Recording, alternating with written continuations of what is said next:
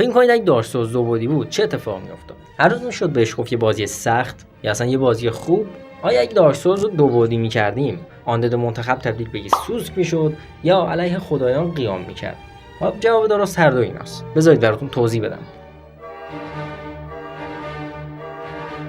توی سال 2017 یه تیم مستقل بازیسازی به اسم تیم چری یه بازی منتشر میکنه به اسم هالو نایت. این بازی میتونه نمره 90 از متاکریتیک بگیره که اصلا نمره کمی نیست.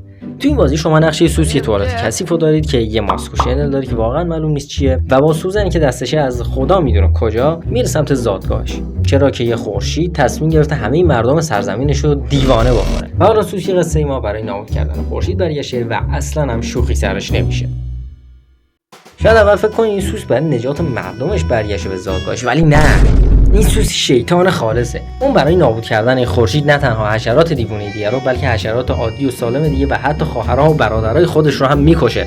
نه تنها اونا بلکه سه محافظ معبد و شوالیه خالصی که اون هم برادرش بوده رو میکشه. و بدتر از همه اینا این گرابه گولی و بیچاره رو دونه دونه نجات میده تا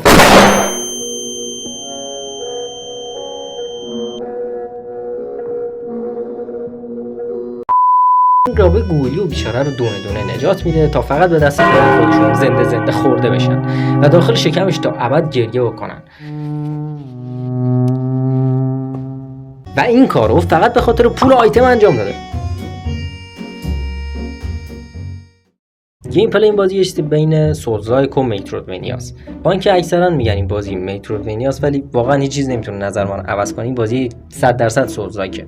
فضای بازی، نوع مبارزه، لول دیزاین، همه این چیزا داد میزنه که از دارک سولز الهام گرفته. فضای بازی فضای دارک اما در این حال قشنگه، دقیقاً مثل دارک سولز. کل گیم پلی حول محور باس فایتاش میچرخه، درست مثل دارک سولز. و این بازی اصلا شوخی بردار نیست و به شدت سخته و درست هستید، درست مثل دارک سولز.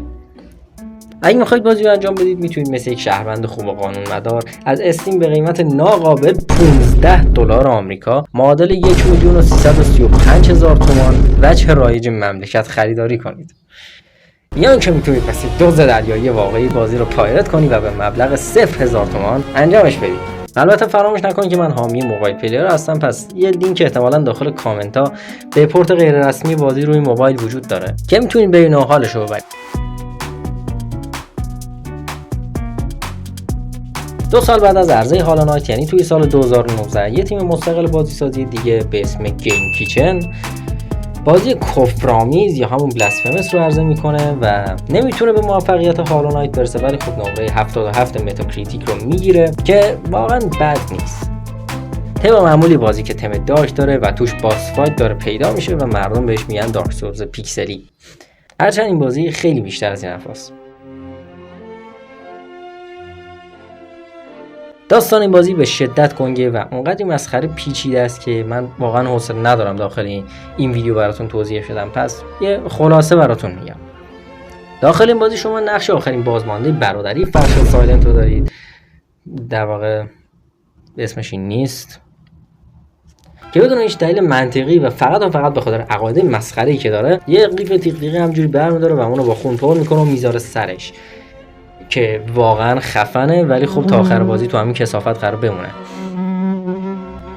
این یارو دقیقاً مثل هالو نایت میخواد مردمش از دست یک موجود خداگونه نجات بده که باعث شده مردمش برای سالهای طولانی عذاب بکشن و زجر بکشن.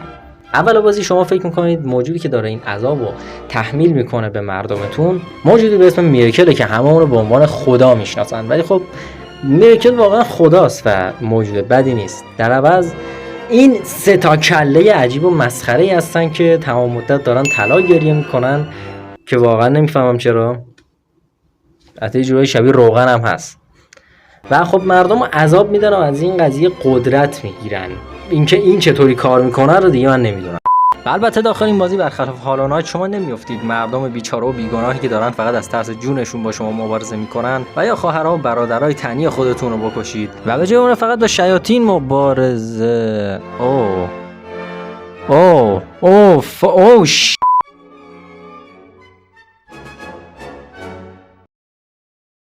گیم پلی این بازی زیاد سولزلایک نیست، یعنی واضحا تلاش خودش رو کرده که یک سولز لایک باشه، ولی بیایید قبول کنیم این بازی یه میترویدوانیاست.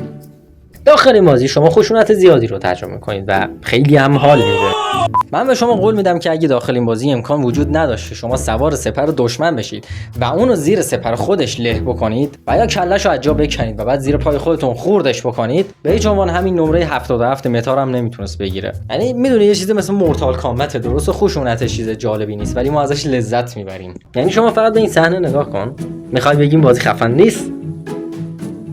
اگه دوست دارید این بازی رو هم انجام بدید و همچنان میخواین از قانون پیروی بکنید و که شهروند خوب باشید، خب میتونید راحت برید داخل استیم و 25 فاکینگ دلار معادل 2,225,000 تومان بچه ارزشمند کشور رو خرج این بازی کنید، یا میتونید دوباره چشمم به چشمتون بزنید و رایگان ازش لذت ببرید. برای موبایل پلیرام خبرهای خوبی دارم، چون پورت رسمی بازی روی پلی استور وجود داره به قیمت $8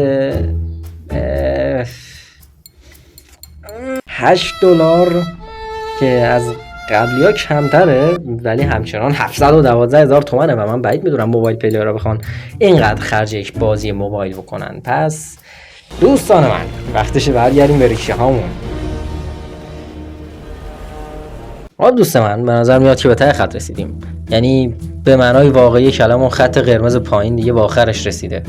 میدونی اگه از ویدیو خوشت اومد میتونیم لایک بکنیم، میدونی اگه بری پایین و اون دکمه 60 رو با شستت یا هر جای دیگه کلیک بکنی یه عدد میاد کنارش. و البته قبل از اینکه بخوام برم و شما رو با اند اسکرین تنها بذارم، باید تا یادم نرفته این نکته رو بگم که اگر دوست دارید یک شب پولدار بشید، اولین قدمش اینه که کانال منو ساب بکنی، بهم اعتماد کن.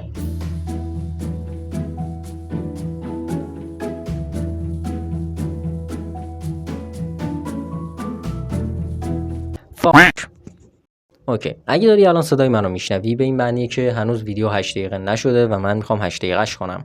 اگر بازی جالبی مد نظرته که من دربارش صحبت بکنم، یه بخش کامل به کامنت های شما اختصاص داده شده، پس میتونی کامنت بذاری. اوکی، و البته در نهایت میخوام اسم چند تا یوتیوبر رندوم بگم بدون هیچ دلیلی: مارکی پلایر، پیودیپای، ویچر پیکسلی، باب ناتگاد، پیودیپای، اون یکی چنل ویچر پیکسلی، فوفو، مستر ناروتو.